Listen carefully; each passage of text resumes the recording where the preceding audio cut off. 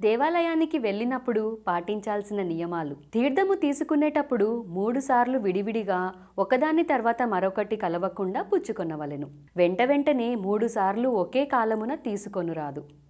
ఒత్తిని నూనెలో తడిపి వెలిగించి దాంతో 2 ఒత్తులను దీపారాధన వెలిగించాలి. ఉదయం పూట తూర్పు దిశగా 2 ఒత్తులు ఉండేటట్లు దీపము యొక్క ముఖము ఉండాలి.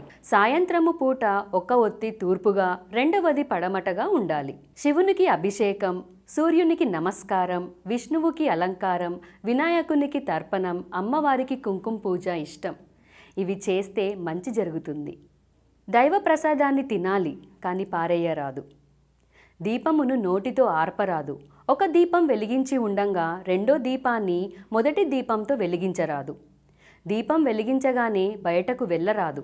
దేవుని పూజకు ఉపయోగించు ఆసనం వేరొక పనికి వాడరాదు. దేవాలయానికి వెళ్ళేటప్పుడు విగ్రహానికి ఎదురుగా నిలబడి నమస్కారం స్తోత్రములు చదవకూడదు. పక్కగా నిలబడి చేతులు జోడించి నమస్కరించి వేడుకోవాలి. పురుషులు దేవునికి సాష్టాంగ నమస్కారం చేయవచ్చు, స్త్రీలు చేయరాదు. వారు మోకాళ్ళపై వంగి నుదురు నేలను ఆనించి నమస్కారం చేయాలి. యుద్ధమునకై శంఖమును పూరించుచున్న కృష్ణుడు మరియు ఒక్కడే నిలబడి వేణువు ఊదుతున్న కృష్ణుడు ఫోటో గాని విగ్రహం గాని ఇంటిలో ఉండరాదు. మరియు ధ్యానం చేయుచున్న ఈశ్వరుడు, హనుమంతుడు ఫోటోలు ఉండరాదు. లక్ష్మీదేవి కూర్చొని ఉన్న ఫోటో గాని విగ్రహం కానీ ఉండాలి. నిలబడి ఉన్నది వాడరాదు. శివలింగానికి నందీశ్వరునికి మధ్యలో మనుషులు నడవరాదు. ఉదయం సాయంకాలం 2 సార్లు దీపం పెట్టడం అలవాటు చేసుకోండి. తులసి దళములను పూజ చేయున్నప్పుడు దళములుగానే వెయ్యాలి. ఆకులుగా త్రుంచిన దోషము. మరుజన్మలో భార్య వియోగము కలుగును. ఏ పుష్పములు అయినా త్రుంచి ఆకులతో పూజించిన భార్యాభర్తలకు వియోగము సంభవించును. తాకుట వలన దోషము లేనివి అంటే అంటు కానివి తీర్థయాత్రలయందు, పుణ్యక్షేత్రములందు, దేవాలయాలనందు, మార్గమునందు, వివాహమునందు, సభలనందు, పడవలు, కార్లు, రైళ్లు, విమానాలు మొదలగు వాహనాలలో ప్రయాణమునందు స్పర్శదోష లేదు.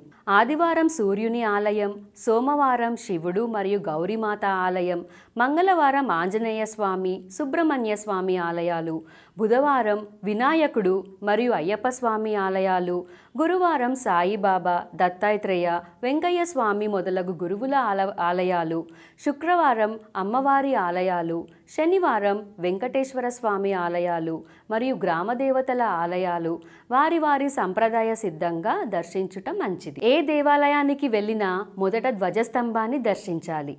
శివాలయమునకు వెళ్ళినప్పుడు మొదట నవగ్రహాలను దర్శించి ప్రదక్షిణాలు చేసి కాలు కడుకొని తరువాత శివ దర్శనం చేసుకోవాలి.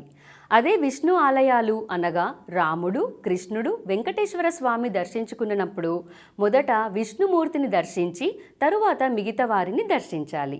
మొదట పాదమును చూసి ఆ తరువాత అపాదమస్తకము దర్శించాలి.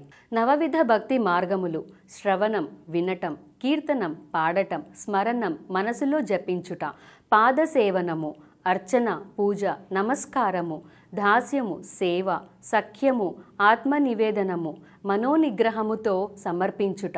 వీటిలో ఏ పద్ధతి అయినను దేవునికి ప్రీతికరము. జపములు 3 రకములు. అవి: వాచక జపము, అందరికీ వినపడేలా బిగ్గరంగా చేసేది. ఉపాంశు జపము, ఎవ్వరికీ వినపడకుండా పెదాలను కదుపుతూ చేసేది. మానస జపము, ఎవ్వరికీ వినపడకుండా పెదాలు కదపకుండా మనసులో చేసేది. అన్ని జపాలలోకెల్లా మానస జపం ఉత్తమం. వాచక జపం సామాన్యం. ఉపాంశ జపం మధ్యమం. స్త్రీలు ఓంకారాన్ని జపించకూడదు. ప్రదక్షిణాలు: వినాయకునికి 1, ఈశ్వరునికి 3, అమ్మవారికి 4, విష్ణుమూర్తికి 4, మర్రి చెట్టుకి 7 ప్రదక్షిణాలు చేయాలి.